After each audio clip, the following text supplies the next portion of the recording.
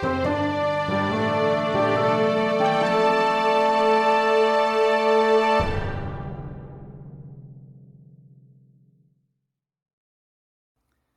Story Seekers. I'm Ben.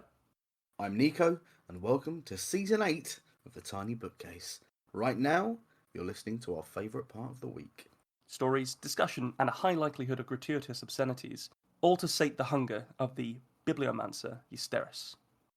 Our regular listeners will know how it works, but for the newcomers, Ben and I have both written a story to the same shared prompt. We're about to share those stories with each other and you for the first time, then we'll workshop them on mic. The prompt for this episode is runes. You'd best start us off, Nico. Runes. Runemaster Boric had what could be described as a professional squint. The ancient dwarf could fix any item or document with such a ferocious look of appraisal that it was a wonder the artifact did not spontaneously take to cinders. With a practiced movement, laden so heavy with derision it was incredible the ancient dwarf could still wield it, he pushed his eye lenses back up the crooked bridge of his nose, and locked his eyes on Fugan. The younger dwarf was out of place in the Grand Archives, even before the coating of soot and gore that currently had his beard plastered to the plate armory wall. Explain as though I were a beardling. Boric spoke slowly, as though addressing a simpleton, or perhaps an animal of burden. What is this supposed to be? Fugan fixed the old sod with a stare that fired out from under his bushy eyebrows like ballistae. If the codger had any sense of what had been undertaken to have that sheaf of parchment Fugan had deposited on his desk laid there, he showed no sign of it. It is a transcript of runes. Fugan spoke the words plain, as was his nature. The two dwarves, one grey and bent, the other still in his mining vigour, locked eyes and began a silent battle of wills. Dwarf custom would prevent the slinging of insults, but the giving of ground, even for politeness' sake, would be a mark against the dwarf that did so. In the end, it was Boric, perhaps aware of his dwindling time yet under the mountain, that spoke. This document is covered in blood, and seems to be no runic script that I am aware of. I was told you were the greatest of scribes, a true keeper of tongues. Fugan offered the statement not as a compliment nor balm. Instead, he sought to goad the old dwarf into trying a bit harder. They are near illegible. Near. Staring contest went on. Eyebrows like craggy cliff's edges shifted slow as tectonic plates as the two waged internal war. Eventually, once again, Boric broke the stalemate. With such artifacts, context is the key to success. Where did you come upon this document? A hint of an accusation, perhaps. The "you" was laden with spite. How, after all, could a dwarf so caked in muck be in possession of something Boric couldn't translate on a whim? Those runes are carved upon the breastplate of he that we call Thanis Tarn, Serpent of the Wastes, Mine Stench, End of Homes, Colossus of the 12 Peaks, Wormspite, First Son of... Yes, I know the many titles of the foe. Boric did not like to have such creatures spoken of in his archive. It didn't do to name enemies, lest their true title be among the words uttered. Too much power. In some ways, Boric was afeard of the young dwarf now. To callously speak the name of a great foe in this manner, let alone the claim of this artifact's origin, he chose to allow scholarly duty to win over the cowardice he had long since learned to loathe within his heart. Did you transcribe them? The ancient dwarf asked. For this might be the cause of my confusion. Many of these symbols, as I say, are new to me. Perhaps in your rush to be away from the field of battle you wrote them wrong? The slight was a step too far. Even as the words passed his beard, Boric knew it. To turn his cowardice outward so, in itself, was despicable. The young dwarf had not, though, risen to the bait. Most, still out of their graves, would have pulled the wizened dwarf across his desk and thumped him rightly. Instead, Fugan seemed to have frozen. His eyes glassy as they watched some far-off battlefield replay in his memory. I did not write them, old one. Boric felt his curiosity lead him by the snout. Then how in the Anvil Father's name did you come across them? Some other scribe taken by combat? Stolen, perhaps, from their side while the battle raged on? The dwarf's deep tunnel stare went on, and he spoke as if recalling some dreadful night terror. Those runes glowed upon his chest. We saw them first when he slaughtered our commander, Garden Snorrison, last of his name. They flared with the death of that first challenge. For but a moment. Our tactic masters did not even note it. But as he began to fell legions, we watched the runes glow, again and again with every death. None there could read them, and so swift and ferocious was the foe that we could not accurately take a rendering. It was decided that someone must not only capture the likeness, but also bear it away from the battlefield, for a show, for a slaughter was surely nigh. The old dwarf licked his lips like a lizard anticipating a hawk. The young dwarf had begun to cry, but without the heaves of sobs. Instead, pale paths simply appeared in the filth that matted his face. In the flickering lantern light of the archive, there seemed as veins of ore in a pitch shaft. So, how did ye? Boric felt for a moment like a beardling again. He had not noticed his hands finding some old strength as he gripped the table's edge, a mix of fear and exhilaration growing within him. Magic, said Fugan. The runes glowed with slaughter, and as he killed more, they glowed brighter. So the tactic masters ordered the full charge. All dwarves, save me. As he killed more and more, the runes grew brighter, and then with them came heat. The beards of fighters caught ablaze to simply stand by him.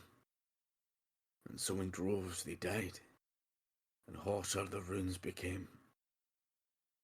When I could take the sight of it no more, I formed a plan.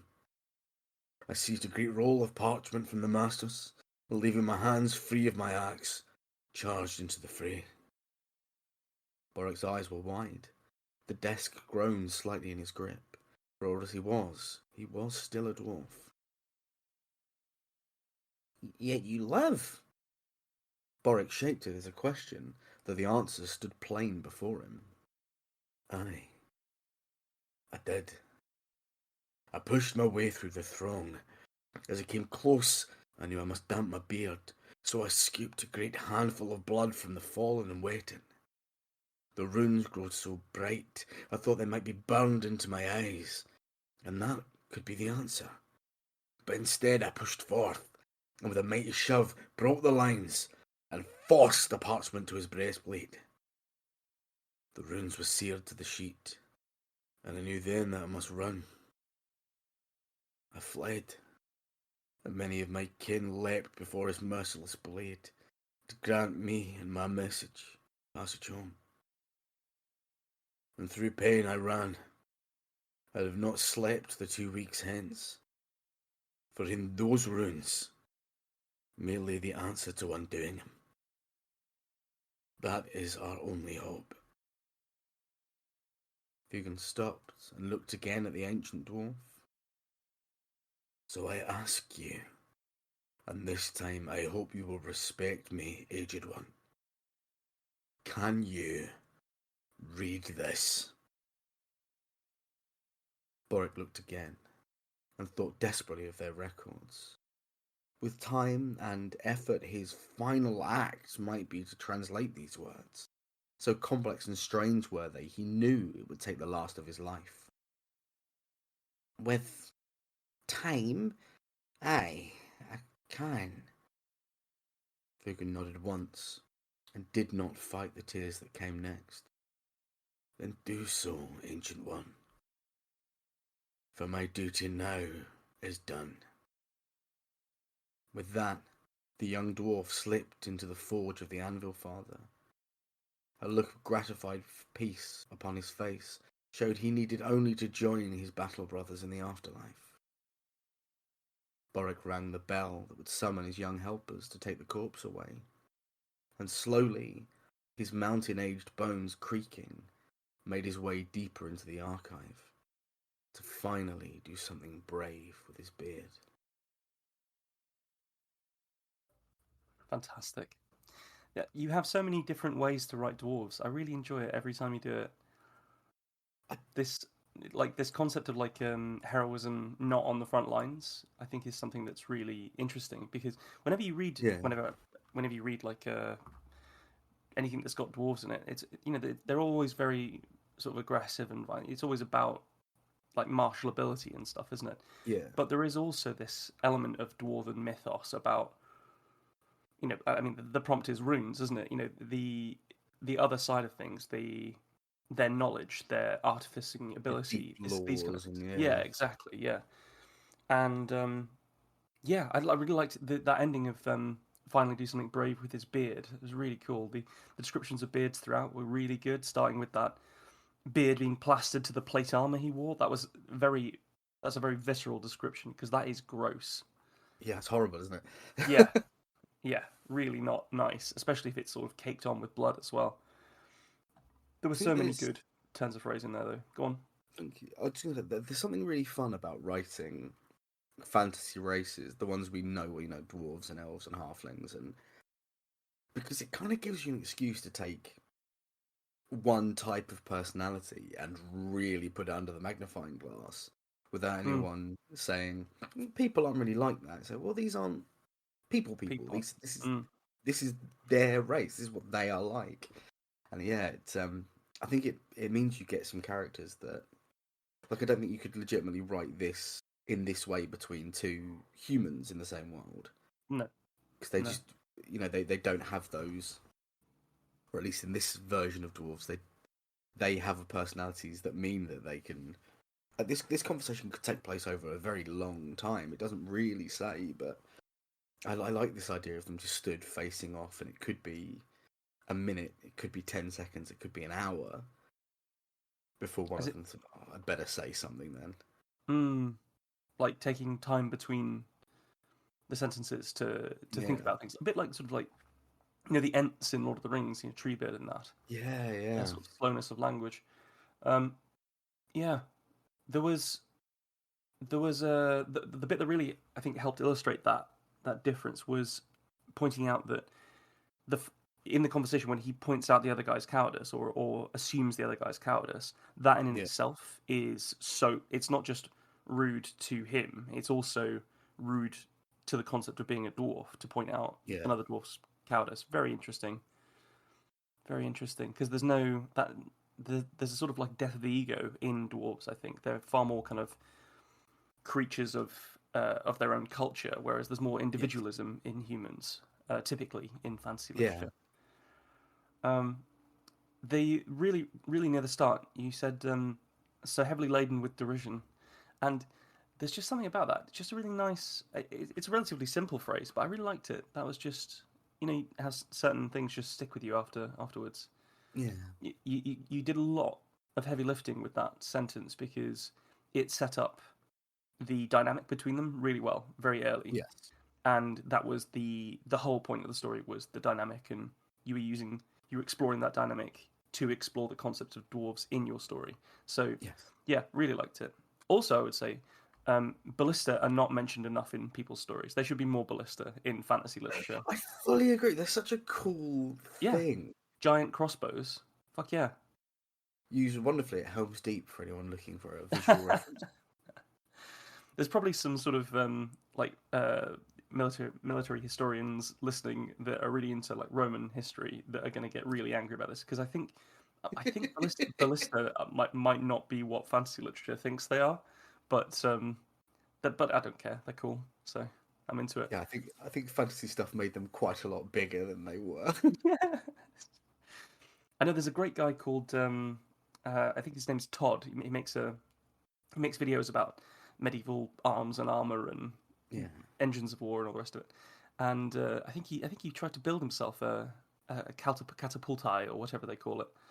And I think he's got videos about trebuchets and all that shit. It's just, you could lose your whole life to thinking about the past, I think. And What a wonderful skill to have to. yeah, I knocked up a trebuchet. yeah, yeah. He has a video where he gets some other YouTubers to come and like play around with his trebuchet, and they just sort of they just sort of don't really get it. Like they're sort of doing the whole YouTube thing, and he's just like, "No, you need to not stand there, because if you stand there, that rope's gonna backswing and it's gonna take your fucking leg off and throw it half a mile that way. So you need to move now." It's a lot of fun. I'd Oh, recommend that's his my channel kind for of anybody YouTube. listening. Speaking of like fancy tropes and stuff, though, the Yes. idea of true names having power is always a cool concept. Yeah. It's pretty ubiquitous, I would say. Like, from like Sauron through to He Who Must Not Be Named, and even like Fae stuff. Like if you give a member of the Fae your real name, they can take it from you and use it to control you and things like this. Yeah. Um, but I particularly like it in a sort of The the way that it's deployed. It's like a fear thing where, oh, we can't name the enemy because then they'll know. I think it works quite nicely here because the one who's actually stood in front of him is like, it's a name, but Yeah, they're yeah, very fearful of who believes in the ancient laws and is very knowledgeable. Says, well, actually, I've read in a few places that you shouldn't do that. So yeah, yeah. it's yeah, Absolutely. it's fun. It's every time I write dwarves, I do think I should just do it more. But invariably, it leads to me writing down an idea for either a Lord of the Rings or Dungeons and Dragons role play session that that I then think gets slotted away somewhere. I don't know. I feel like you've got, as I was saying right at the start, like they always feel very different to me. Like whilst they're Yeah. still building on the things that have gone before, but that's not a problem. To build on Tolkien, to build on other fantasy authors. That's not. I've never seen an issue with that. Like Yeah. it's a relatively new genre, really. It's less than 100 Yes. years old. Um, yeah, it's fine. I mean, I'd read the fuck out of a dwarf book that you'd written. That would be a really nice experience for me. So selfishly, why don't you write a book, motherfucker? Yeah, I'll think about it. When's November? When's November? Right, speaking of writing things, it's your turn now. You should read me a story. I say so. I have Okay. spoken. All right. Okay. Runes. Innkeep. A word on this cold night, if I may. I have no gold with which to pay you, and my mouth was not made for singing. But if you will accept my tale instead, I am in dire need of nourishment and sleep. Shall I begin? Where? Where to begin? Ah, with my intentions. That year I had planned to mine the fresh vein of silver for a month. The month started with a new moon, and by the time it was full, I had filled only a single cart of ore, barely enough for the Under King's tithe.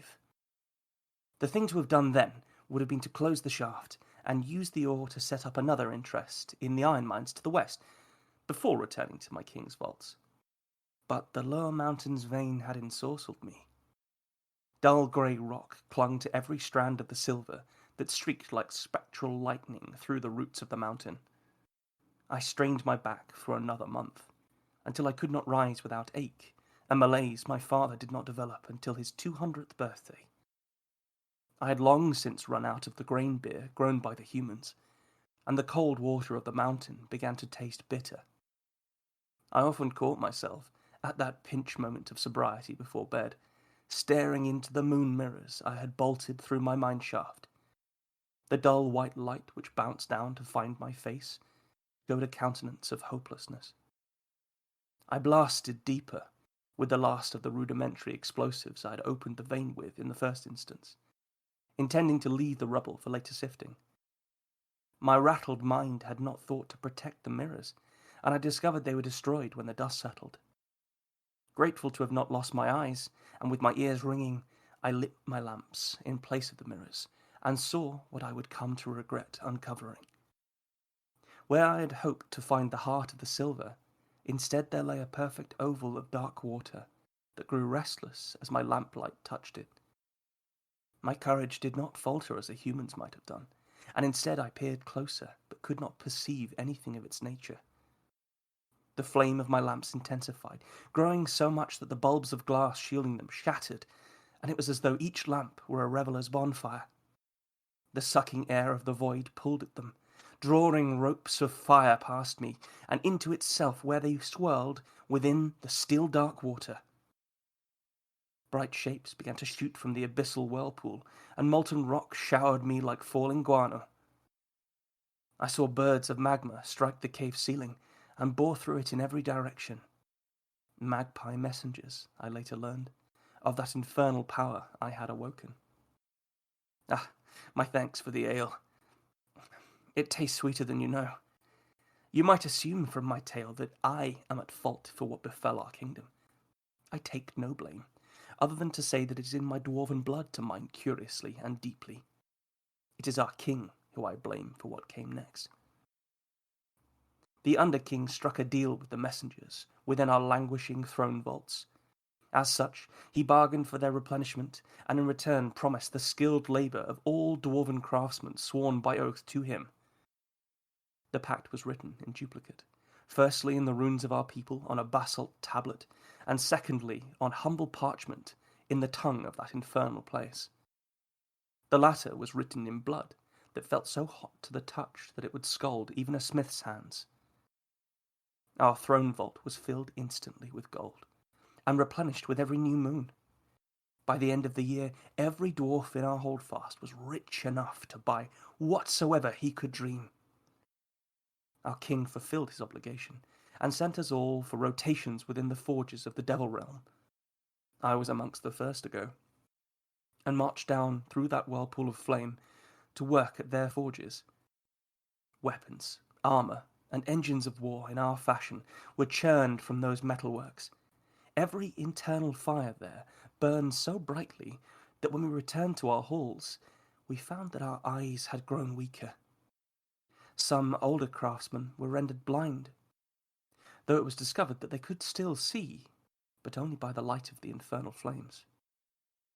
Hardship and contractual obligation are not unknown to dwarves. As such, we endured. Yet when the gold began to sour in our hands, it was then we grew angry. Even the touch of that gold stung our skin and withered our hair. Rings were pulled from beards and fingers, tools and weapons inlaid with it were rendered useless to us, and the king's health began to fail as he refused to remove his mighty crown. His wrath grew and grew, stoked by every complaint from his frightened and blinded subjects. He roared for the messengers to seek him, and when they did not, he took up that contract and marched down through the portal to rescind the agreement. I was not there when he was refused, and only heard about what happened when he tore up the parchment before the gates of the Devil's Fortress. The blooded letters transferred to his flesh and were scorched into him as the clauses wrapped his limbs and snaked across him until they were clearly legible upon his back, burning the clothes and armour from him as they writhed. The reprisal did not end there. Our king was strung up with chains of our own making in the metalworks we had forged them in, so that all might see the contract he had reneged upon. We acted quickly. Those of us that still had the use of our eyes wrote letters to the other dwarf holds to beg their aid. None arrived. We seethed in our isolation, assuming that we had been abandoned. Nothing could have been further from the truth. Every rune we wrote, the blind amongst us said, seemed to glow with the overbright flame of the devil forges. Some even took to carving them in the corridors of our hold, so that they could see where they trod. What we did not know was that anything in that light was known to the devil below. The armies of our kin sent to aid us were ambushed by forces of imps, wielding the weapons we had forged for them. The other kings of the Western Mountains found themselves besieged, and some few escaped with their vaults to the safety of the East. I left those mountains behind as well, whilst I could still yet see. I no longer believe in the power of kings, but I do believe in the power of devils, as it was that which broke the western holds of the dwarves and changed my life forever. There, did you enjoy my tale of woe? You won't mind if I mark the table with my knife so I can see your quiet faces, will you? There we are. Oh, kinfolk, I see your anger now, and I beg your forgiveness. It was not my intention to bring destruction to you or your relatives. You must not be hasty with those axes. Please, brother dwarves, have some mercy. It's an ending, man. Oh god!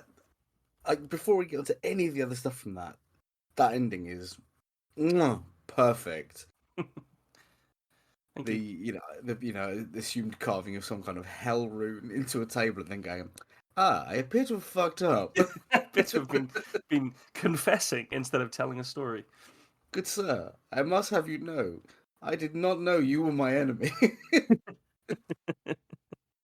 Yeah, I mean, you're very complimentary about how I wrote dwarves. There was some fantastic stuff in there, especially around the whole, the Tolkien concept of dragon sickness and this gold hunger, and the idea of this king not taking off his crown as it withered him to near nothing is just, that's what great dwarf stories are made of.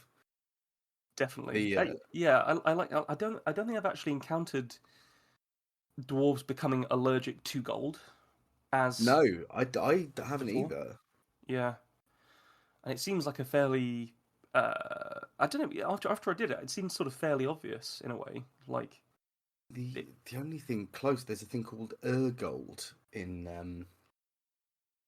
the Warhammer world oh that right, okay. is, but it's not gold like gold, but it gives you power, but using too much of it will eventually burn you out. But that's the closest thing. Mm. Like this idea of it actually making them sick it's really cool, and yeah, something I've not seen before.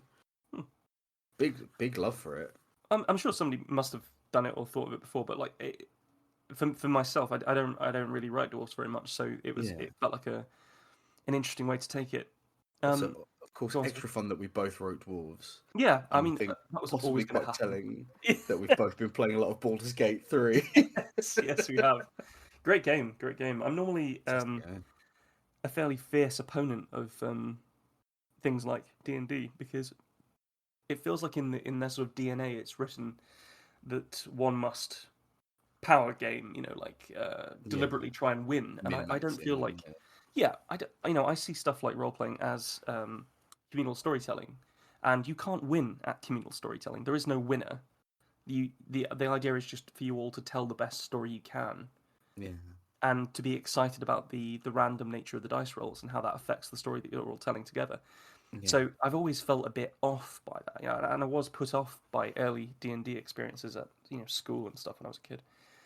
But I think in the hands of a good GM, I think it can be good. And Yeah. Baldur's Gate 3 is, of course, built on the Dungeons and Dragons system, so I've been enjoying it. And much to my own surprise, actually, I thought I was going to dislike it, but I really liked it. But yeah, The it's very obvious that we've both been playing that game, considering we both Yeah. wrote about dwarves to the prompt runes. Yeah, that's Like, Vikings. No, not today. no, nothing from the The real world. another thing in your story that I really fucking liked, by the way, was them going blind from the hell light. Mm, Like this idea that yes. it's because you don't often think of, especially in terms of fantasy, as the hells being sort of supernatural in that way. It's just sort of like the hot place. Yeah, But the idea that it's so different that through adjusting to it, and maybe only a dwarf because they're so hardy could actually adjust to it, it just ruins you for the real world. What a cool!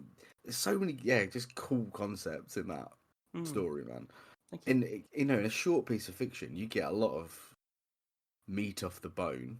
Actually, speaking of fresh meat right off the bone, was the I wrote it down.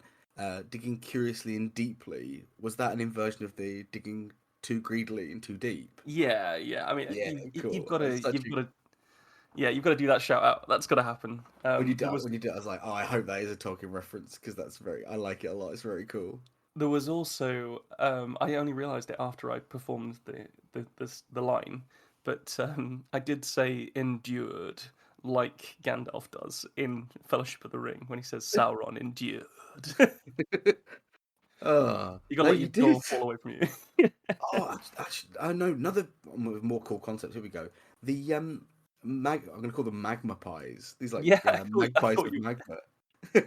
I knew you were going to make a pun out of that. That's excellent. Yeah, cool idea of these sort of flame birds just exploding out of the.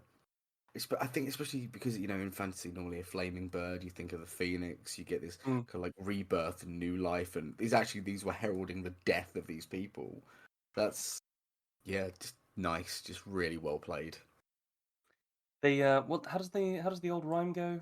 The one for That's one for sorrow, two for joy, three for a girl, four for a boy, five for silver, six for gold, and seven for a secret never to be told.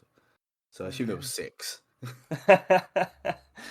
yeah. I mean, I think this idea of like counting birds in order to prophesy or as omen Yeah. is sort of quite deep inside the like Viking mythos, and I think dwarves build heavily on with Oh the yeah. runes and the axes and the berserkers and And the it's beards. and the beards and um, yeah, it sort of made sense to me to sort of fold it all in really.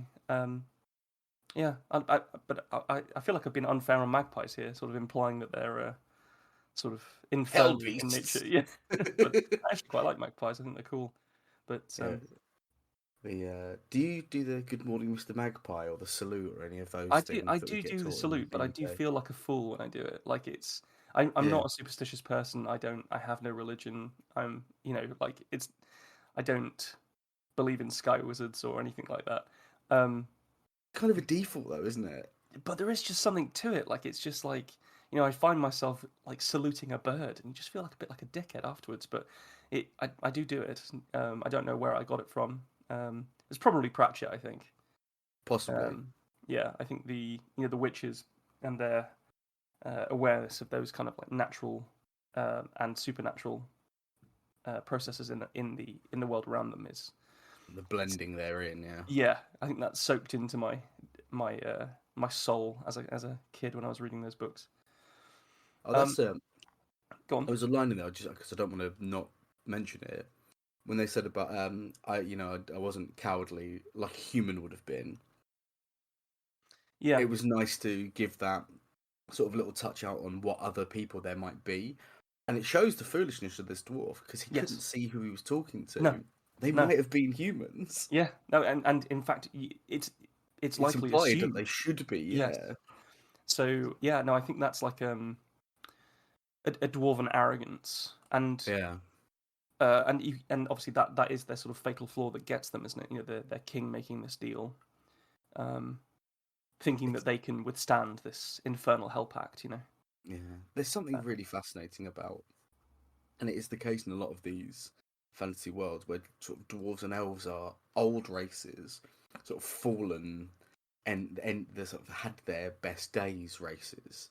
mm, And it's nice to see what would people be like after for a couple of thousand years they were top dog, and now they can't break out of that mentality. They still think they're better because they were at one point. well, as two British men, I feel like we've probably got a bit of that going on. Like it's ridiculous. Like the Yeah, arrogance that's in true. English culture is breathtaking. Like you see it in things like football. Do you remember? Like I think it was the Euro or something. You just Yeah, couldn't escape this phrase. It's coming home. For a start, that phrase is to do with the fucking World Cup, not the not European the Cup. Euros. Yeah, Um, and then just like this idea that it's somehow like owed. It's a yeah. competition. You've got to win it, dickheads. Like that's it. Um, Yeah, don't but really want that to be the slogan for the next major football gotta win tournament. it, It's a dickheads. competition. You've got to win it, dickheads. Or you can pay for it, like Qatar. Oh yeah, of course. Yeah, well, I mean, they just paid to host it, didn't they? They didn't pay That's to win true, it. yeah. Um, I don't know. Is that slander? I don't know. Um, yeah, Uh, yeah. It's but yeah, this idea of like fallen empire, glories of the past. yeah. We're living in that. Our British civilization peaked a long time ago. Yes. Um, and yeah, there are some things that our little island's still quite good at, but it's nothing in comparison to the scale of America or China. Yeah. Bizarre, absolutely bizarre. Um, And that's been the forefront of some really questionable decisions. This sure concept that has. we can still do. We're powerful. We can do what we want. Are we though? If we got everyone out of their chairs, we might be able to fight one of the states from the 50 United States. I mean, if anybody's still wondering whether sane English people are angry about the fact that Brexit happened, Oh my god. yes, we are. Yes, we are. Like, it's so embarrassing. I've never been more ashamed of the place that I was born, and My, it persists. my There've been a few things recently. Like there was a news story literally 2 weeks ago about how the European Union is planning a massive rail network that spans all of the EU, and people were complaining. Well, why aren't we included in that rail network? Because we're not in the EU. You No, voted for this. But when it happened, when it first happened, there were a bunch of people who had emigrated and were living in Spain, yes, I remember this. and Go on. still got opted in to vote because Uh they huh. were English citizens, Despite the and fact they they were voted. expats, yeah. Yeah, so they all voted leave, and then were really confused when the Spanish said, "Well, you best pack up then, You best fuck because off. you haven't got a Spanish passport." Oh, Oh, so madness! this is going back away. I'm not entirely sure of the relevance, but we'll see. Um, when I was a kid, my mum had a place in Spain, as Yeah, many English people did at the time. my grandmother Um, did. Yeah, yeah, and probably still do. Um, and it was in this lovely village in well, town really, in in the south of Spain near Malaga, called Casero Bonella. hmm. And I probably butchered that, by the way. So sorry if any Spaniards are listening. Um, but it's where Antonio Banderas is from, Oh and no! his mum was like a local celebrity. Like she would like open supermarkets, and she would like walk, with the priest at the head of the festival of the mother and things like that. She was like a big deal in the village because she was Banderas's mother. Yeah, Um, and it was just this lovely place. And even as a kid, we were the first English people in that town, and yeah, some of them were accepting of us. Some of them didn't like the fact that we might herald more, and we did. There were more and more started coming, yeah. and this culminated. And this was just before she sold up, and we never went again. This culminated in some absolute dipshit opening a fucking pucker pies shop in this beautiful mountain Spanish town. Yeah.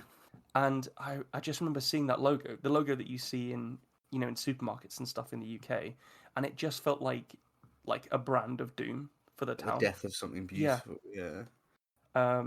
And I've never been back, but it was a beautiful place, and it probably still is. And I hope they've got rid of all the English people, and it's nice for them now. But We can only yeah, hope. absolutely. Just on this story, before we move too far away from it, um, I want to cop to something, which is that the second paragraph, so the bit where he starts talking about the year, after he says, let's start with my intentions, Yeah. is actually a modelling exercise based on a piece of Hemingway's writing, Oh.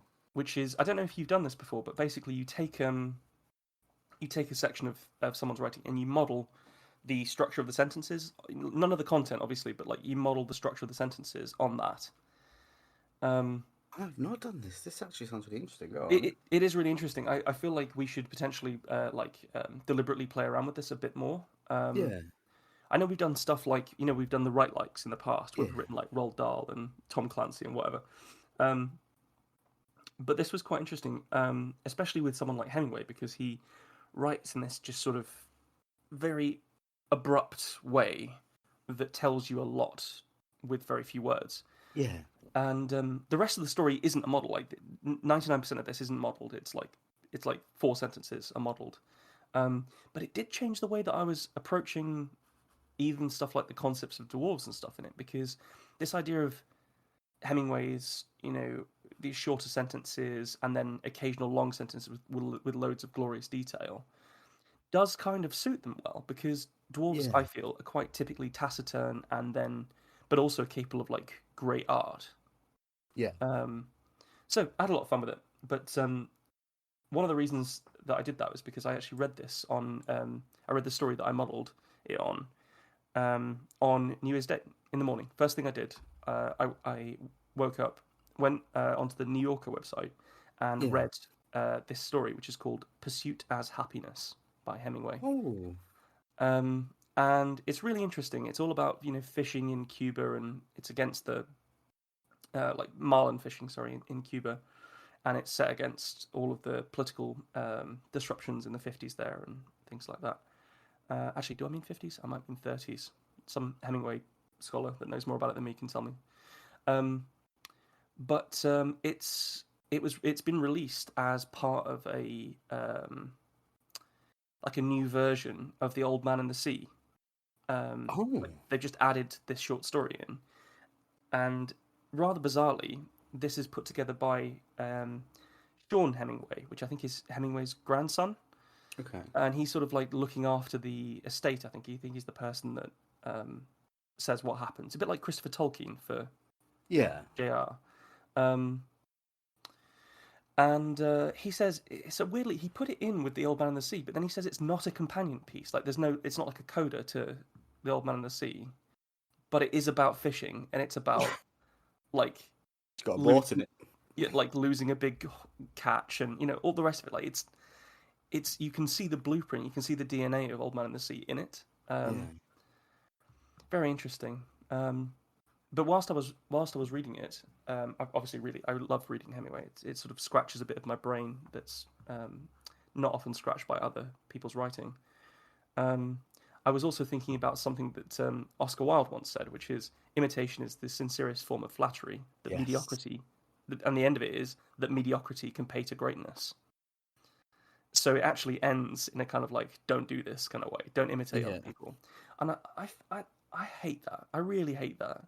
Because the idea that you just pop into being and all of your ideas are perfectly formed and perfectly unique is nonsense and arrogant. Yeah.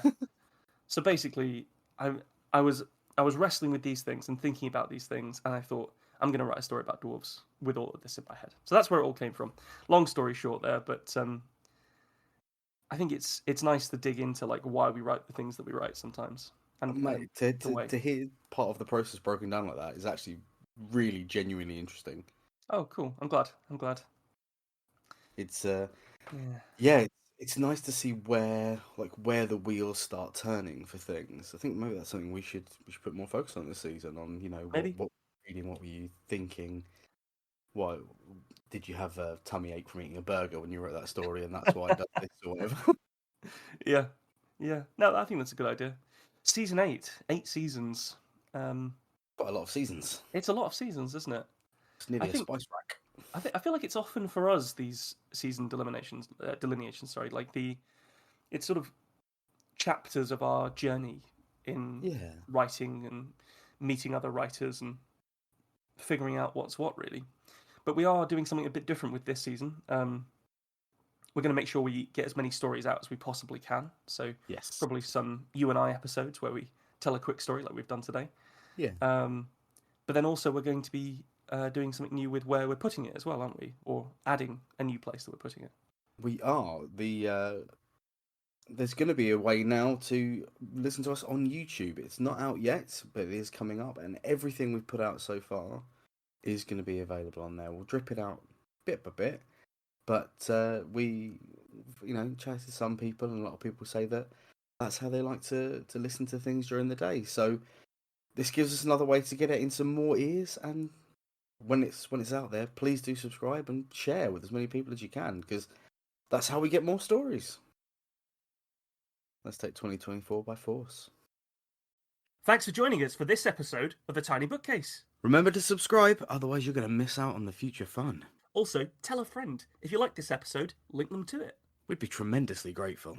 You can follow us on Twitter at BookcaseTiny, Facebook at The Tiny Bookcase, and Instagram at BookcaseTiny for updates. Speaking of supporting the podcast, well, magic can only take one so far. The Tiny Bookcase is supported by the generosity of its patrons.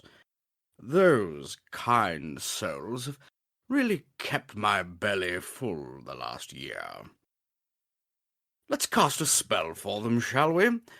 For rich ginger tones on their scalp, let us cast the Orangi Hedondo spell for Scott Byrne. And for general fabulousness, why not the Ooh La La, How's Your Mother spell on Matthew McLaren?